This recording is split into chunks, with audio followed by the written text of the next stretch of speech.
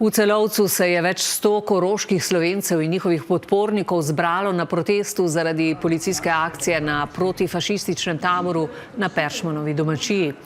To je znak, da na avstrijskem Koroškem odnos do slovenske manjšine ni tak, kot bi moral biti. Odgovorni naj nosijo posledice, so poudarili udeleženci mirnega shoda.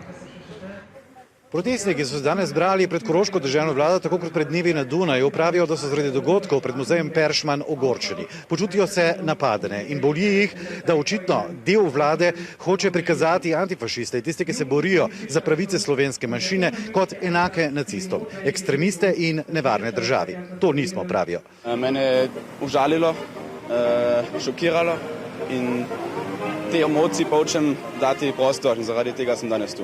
Jaz sem da bi dal mojo identifikacijo, sem zahteval dvojezični postopek, tam mi ni bil dan. Potem sredi Lepene so me nasilno ustavili in iz avta vlekli, pri tem sem se tukaj na glavi ranil. Sama sem kot poslanka že skupaj s kolegom unesla interpelacijo parlamentarno za notranjega ministra, ki naj odgovori na 55 vprašanj, kako je sploh lahko tako daleč prišlo in zakaj je policija v resnici bila na Peršmanovi domačiji. Na odgovorne so jasno naslovili 3 zahteve. Najprej, da morajo razjasniti, zakaj se je to zgodilo in da morajo podati opravičilo, vendar ne le osebno, ki so ga sicer že dobili, ampak mora to opravičilo biti uradno in višje. Moramo nažalost izhajati iz tega, da je bil motiv politični. To je sporočilo, ki ga policija daje tudi medijem naprej, češ, da smo ekstremisti, ampak antifašizem ni ekstremizem. To je neverjetna žalitev v bistvu za nas, ki delujemo v dobro družbe. Potem pa, pravijo, morajo končno tisti, ki so morda zagrešili prekoračitev pooblastil,